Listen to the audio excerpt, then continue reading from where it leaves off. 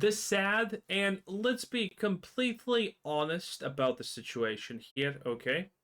Expected collapse and downfall of Valorant. I have already talked about this situation previously, but if you don't know a lot about Valorant because you only watch my channel, let me explain the situation just a little bit. What are Valorant's biggest problems? It is Riot Games themselves and the way that they enforce their rules, and the fact that Riot Games is very blatantly at this point an absolute woke company. It doesn't get the spotlight often for its choices, but it is undeniable at this point after Arcane Season 2 and pretty much every other action that League of Legends, Riot Games in general have taken, that the company is strangleheld by people of a certain ideology. And Valorant is one of the biggest declining and suffering factors of this because it is the most in a viceal type of grip in this situation when it comes to being woke and governed by woke people. In Valorant, you can literally get banned nowadays for just having the wrong politics and daring to speak out against them. In Valorant, if you call out anyone for doing furry noises or furry roleplay in a literal ranked match, you can face consequences. There are 101 restrictions for players playing this game. It's getting worse. The community in general is pushing towards the woke ideology, which means that the average person just does not find a place here any longer. Role playing, trans issues, gay rights, and all of this stuff is pushed at the forefront of Valorant.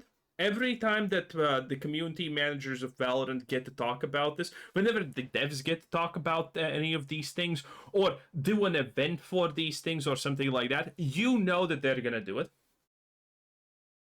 Valorant, in general, is way more of a political message nowadays than actually a game. And it's kind of sad because Valorant's a great game. It is definitely worthy to be there and compete against Counter-Strike, Global Offense, CS2. But, I mean, the way that Riot is heading in general is not a good one. Again, I think the decline was very obvious when Arcane Season 2 hit. I think for most people it became very blatant that there are some issues that are not design, not gameplay, but purely political that are bringing down the company from inside. And again, it's just slowly getting harder, bigger, and stronger constantly with every passing month. And Valorant is the primary battleground, honestly, for this. But even despite that, Riot has, for years, this is not even new, even before the Vogue stuff, have had a very hard time actually following rules. Like, there have been a lot of exceptions for a lot of players in League of Legends. There have been a lot of strange negative exceptions for a lot of things that happen. The rules are just not followed properly. There have been countless situations where Riot employees have went on literal witch hunts against specific individuals in these communities and absolutely just tried to destroy them. In a lot of cases, even through lies. Pretty new drama is happening currently in League of Legends with some guy who's getting 0 CS, and a Rioter is literally blatantly lying about him and banned him, which is crazy stuff. And yeah, Valorant seemingly is gonna be the first pebble to start rolling down the hill of Riot's slow but most likely inevitable collapse. Valorant's player base has been on the decline for years, with over 30,000 Immortal players in Episode 4 to only 7,000 last act, and not even filling up Radiant's cap.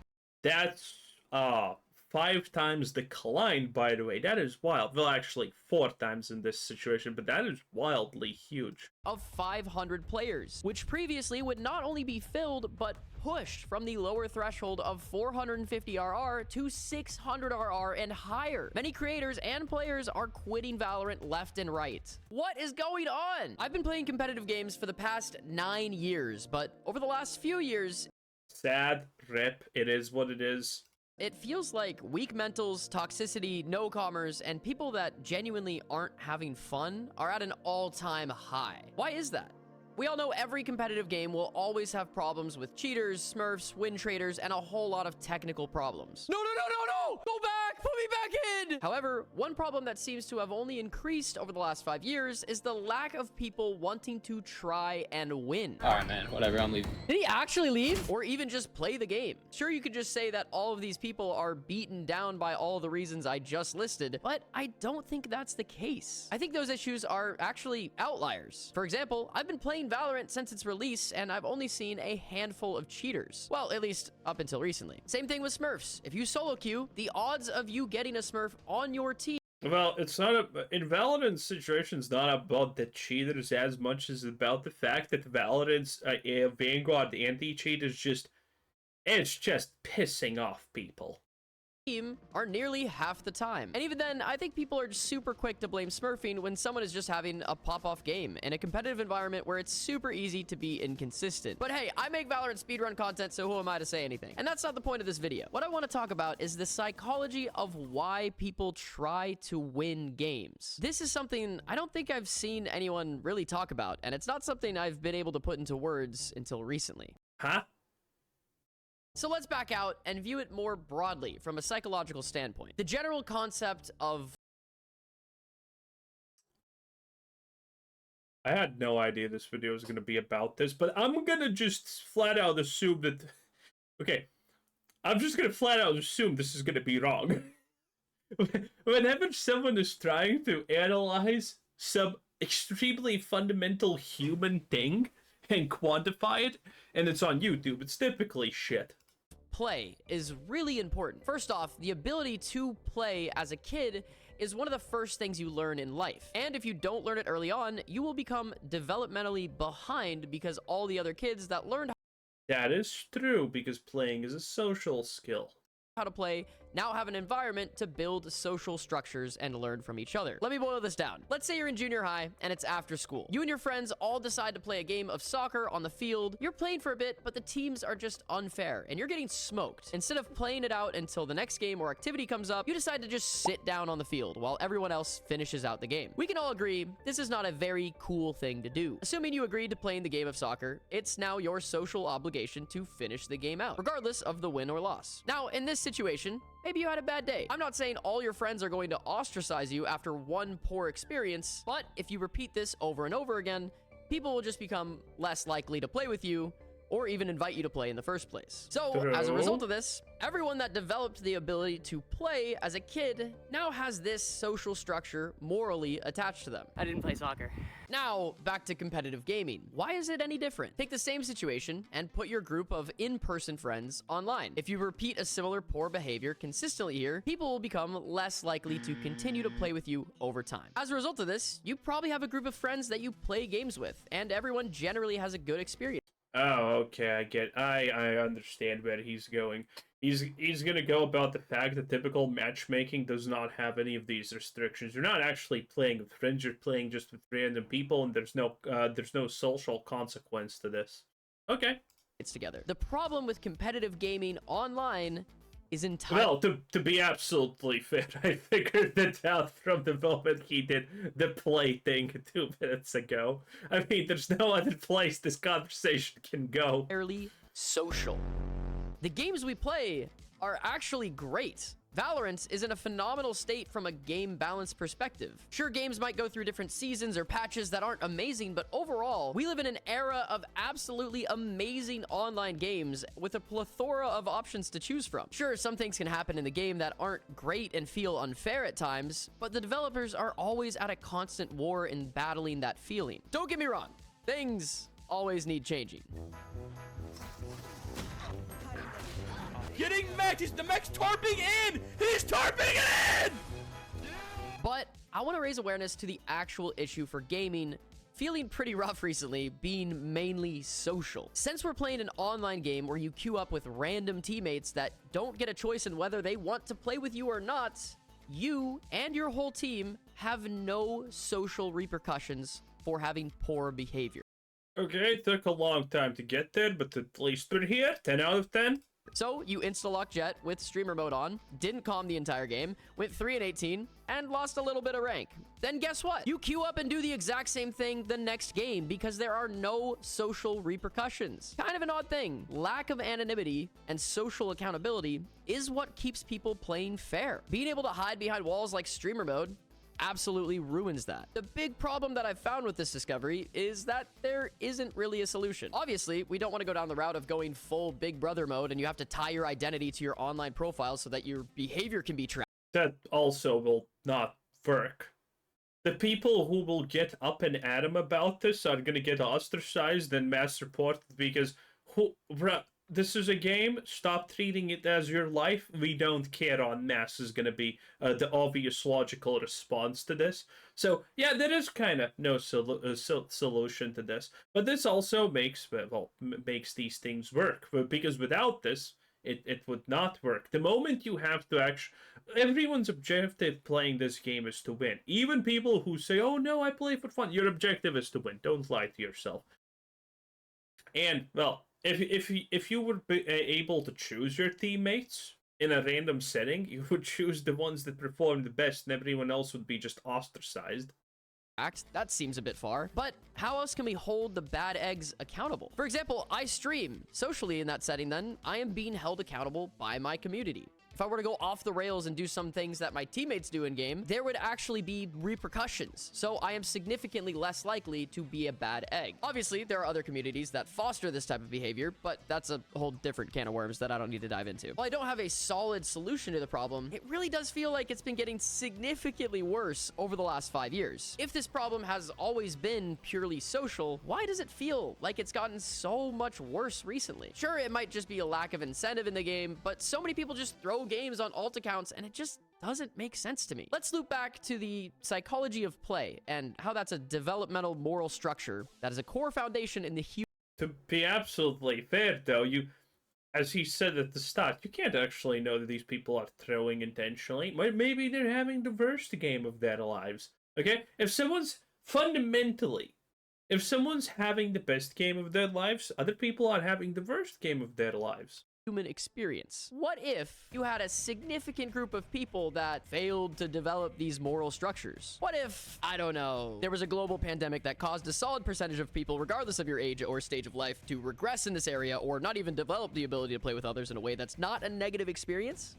Nah, that can't be it. No, seriously, I think that COVID really did a number on people. Not everyone, but there are a lot of people that missed out on some crucial development that would have helped a lot, and we're starting to see the real impacts of that in the online world. If only 10% of people were negatively affected by this, that means, on average, at least one person in every Valorant game you launch is probably not going to be fun to be around. I actually think that's a somewhat reasonable statistic and kind of on par with my experience. However, it's not just in gaming either. Social media is branching further and further from reality. The virtual world we are building doesn't sample the real world well, and it's starting to get a little scary. But let's move away from the scariness of all that, and let's dive deeper into the depressing hole of Valorant.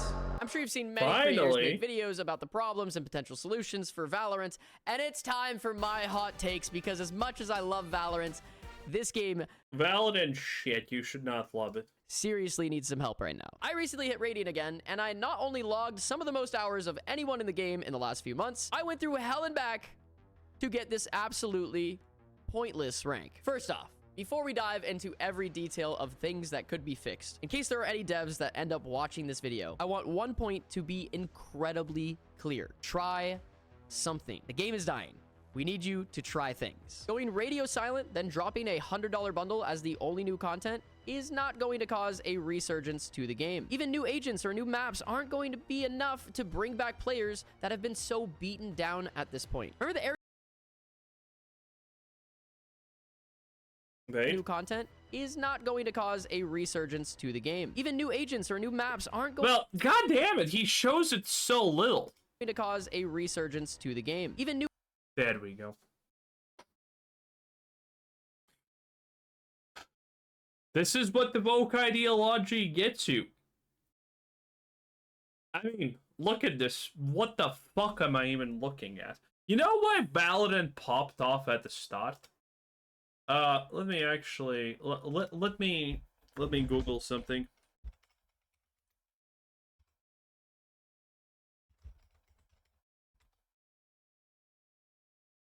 Okay, let's see. How do I find new characters? Okay, I mean I wrote new and it doesn't look too good. So let's just go with it. I'm gonna share the screen. Wait a minute. There we go. Okay, you see this? These are Valorant's characters. I mean, this is kind of okay. This is ass. This is okay, but this is no different than this one, so it's the same, which seems a little bit lame. This was one of the start characters in Valorant, and people liked it. Okay, it was some kind of coolly hip business zoomer whatever guy. That was okay. We already checked this. Valorant has a fucking problem, as you can see.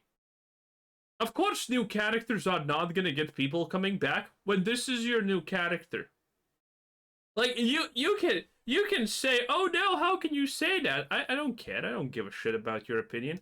Like most of the Valorant new champ, how do I actually find them?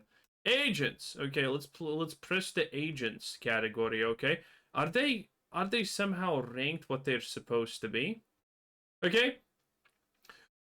We have Brawny Man, which is kind of okay. We have modern day twink. We have Asian lady. We have more modern day twink, but now seemingly kind of Russian. Ninja lady. I have no idea what this is. Kind of hot. What the hell is this and why is it in my game? One more guy. Again, it's technically, this is not even Vogue, but it's just sad. This is just sad. I have no idea what this is, but it's just sad because this is the same as this. There's no difference. Like, what the hell am I looking at? If I got introduced to this character and this character later, I would just assume it's a skin. They're the same character. It looks lame. This, okay, a ninja, kind of okay. This one looks actually decent. This is again. This is just I think those dreads. No idea.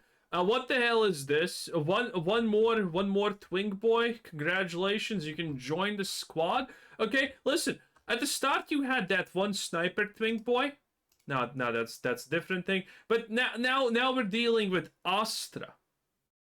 Oh, what this is a Roomba. Okay, that's kind of okay. We have this guy. Okay. It was nice to have one of these characters at the start of the game, but now you have 15 of them. Okay, again.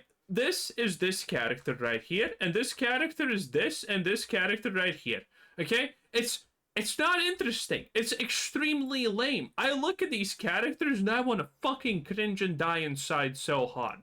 What is this? Neo. Of course it's Neo. Just put in the pro fucking nouns at this point. Kind of nice lady right there. What the fuck is that? Again. This, again, just the reskin of what we had, and wait, is this it? That's it? These are all the characters? Wow, this is sad. This is actually super saddening, holy shit. Yeah, look at this. Half these characters are Vogue, and half these characters are just absolutely generic. Sage. I mean, could you get more diversity higher than Mrs. Sage right here, okay? She's not ugly, but you can see the only reason she's there is because she's Asian, and her name is even Sage. I swear this is Phoenix. At least his name is not Shaquan, okay? Listen, at least his Sova. Okay, yeah, that's literally like a Russian... It's genetic! This is why people hate Vogue, by the way. Because it's the most generic slop ever. All of this is generic slop. Some of this is okay, okay? I'm gonna say, okay, in general, this character looks kind of okay if there's no other characters. If we don't know that this is a reskin of this and everything else, it kind of looks good.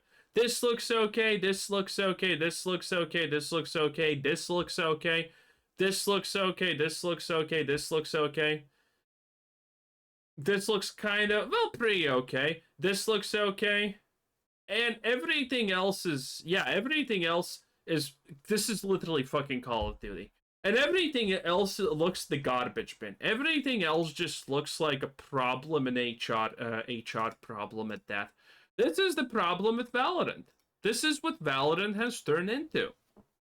I mean, it was already slightly that at the start, but it was on unmanageable levels. But now it's just the majority of it. Obviously, a new map, a new agent is not gonna get people back because that agent probably has a rainbow flag behind him. It's just stupid. People don't like this.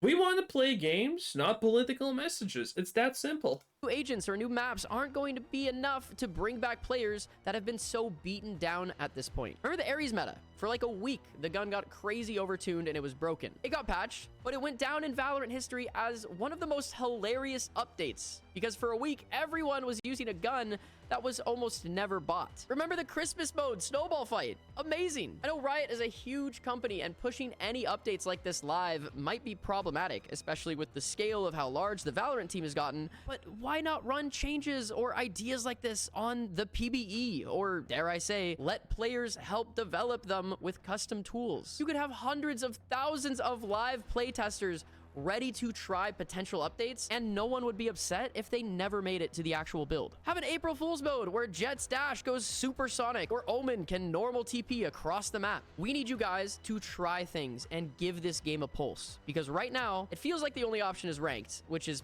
pretty abysmal as it is. Helping give this game a pulse will increase the social interactions, and as I stated before, I think the main problem with competitive gaming is purely social. So if you take nothing else from this video, please just take away.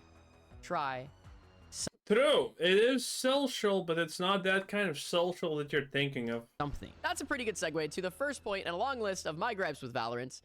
Ranked. Ranked is meaningless right now. The higher you climb, the harder the game tries to pull you down to the rank you previously were. The system that used to be in place worked pretty well. The more you performed better at a higher rank, your MMR goes up. Somewhere along the line in the last year, they messed this up big time, and your hidden MMR or hidden rank scales at a snail's pace, making it incredibly hard to climb, even if you are performing better and better. I talked about the player I sought recently, but just look at this. This should never happen. Even if you're on an alt account, even if you have terrible hidden MMR, gaining 12 RR for a 36 kill game is insane. If you genuinely want to climb in Valorant, the best thing you can do is climb as high as you possibly can, then stop playing. Wait for a season reset, which seems to help reset your MMR closer to your current actual rank. Rinse and repeat this over the course of multiple seasons, and bam, you're Radiant with barely a positive win rate and all negative stats. No, seriously, this is what I had to do to get Radiant recently. These are my stats. This is objectively one of the— Wow, and that's like the biggest thing that you can do. That is insane. That's just also the system being fucked. Wow. worst seasons I've played in my entire history of Valorant, and yet I ended the highest rank in the game. I don't even feel gratified by it. I just feel like I beat the system. So how do we fix this? Either make MMR scale better or get rid of it entirely. Why in the first place do we even have a hidden rank behind our actual rank? I'm sure there are reasons that I don't understand, but hidden MMR seems to cause so many problems and be the solution to what exactly? Making it so previous Radiants can get back Radiant easier? Making it so the grind is even more pointless for them and they can throw games over and over again, getting -9 RR while gaining +30? To be honest, that problem is in a lot of games. Valorant is not actually unique when it comes to this. This is a game balance thing, so these people don't ruin, gaming for everything. Because, okay, listen. Let me explain fundamental on a lot. Actually, you know what? Let's use paint. Yeah, sure. Let's use paint. I want to be pirate software. Why honestly not, right? Okay, let me shift screen again. This one? Nope. Wrong one. This one? This one. Okay. So, let me explain why that is probably a horrid thing, right? This is, let's assume that this is your pool of players, and it's divided. You have multiple layers of it. We start obviously with the bad players. Bad. This is your group of this is your pool. Then it's mid. Then it's kinda good. And then it's pro. Let's just say pro because it's simple. This is how your player pool typically works. But you know what happens when the season resets? Well, they all get jumbled. Does this not work like that? It does not. Well, in any case, no one honestly cares about that part. But these lines just fade away when the season resets. All of these lines just fade away. And now you have your bad players with your mid players, your good, almost kind of good players with the pros.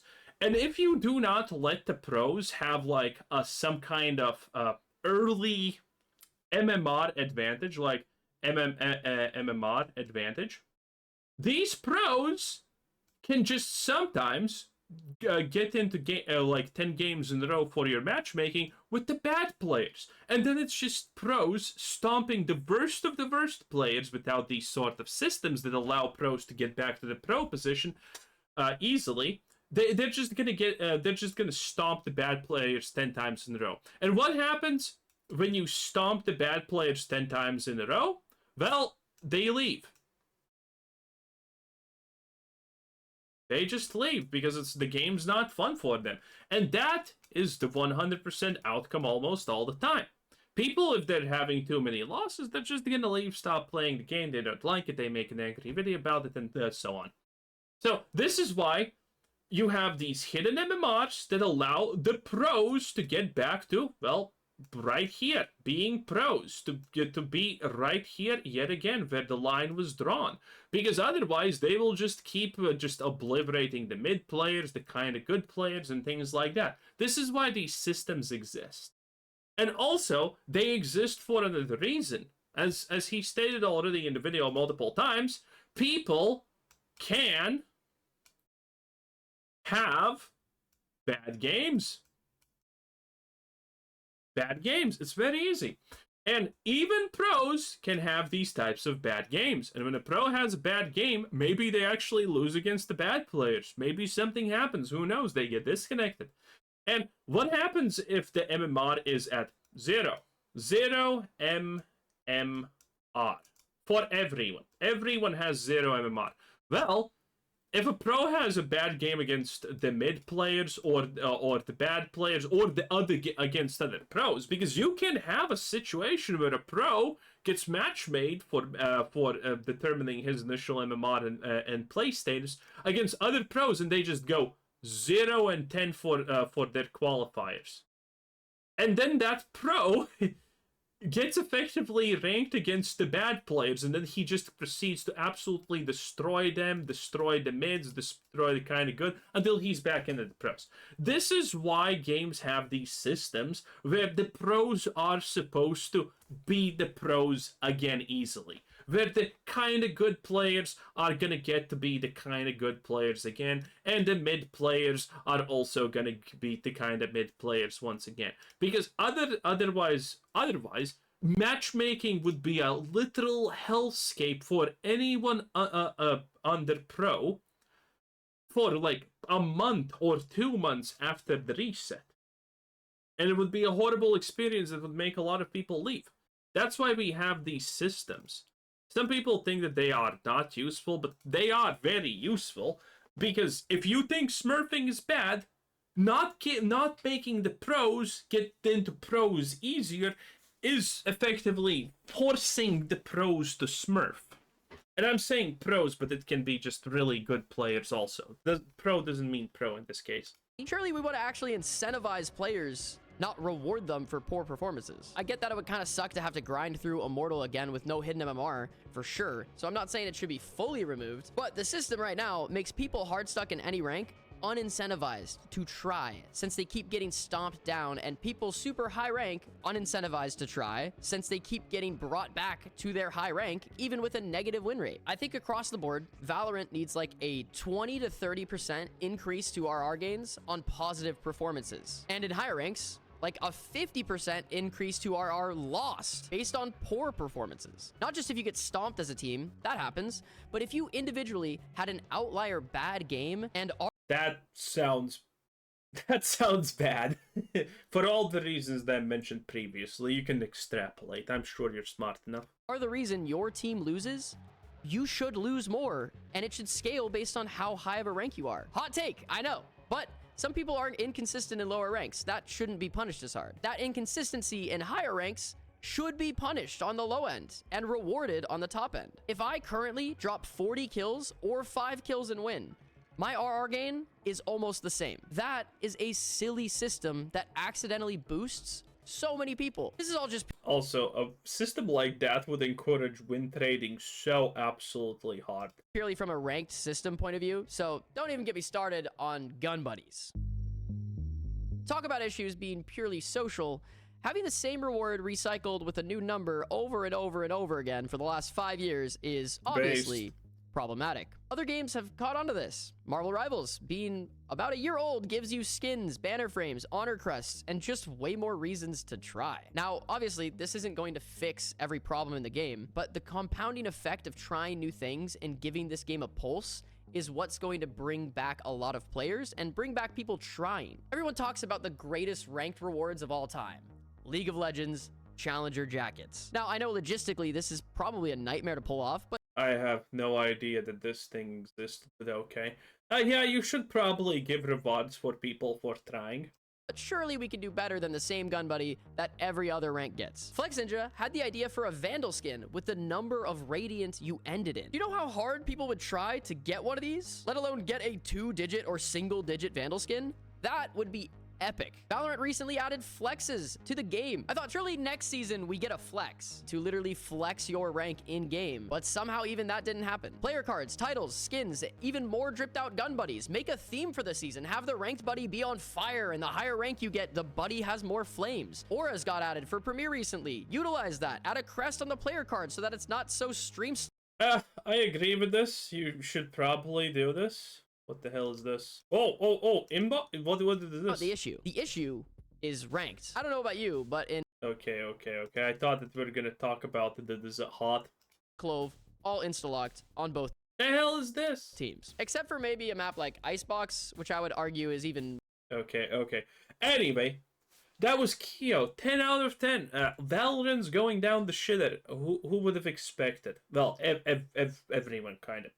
Mostly everyone. Bye.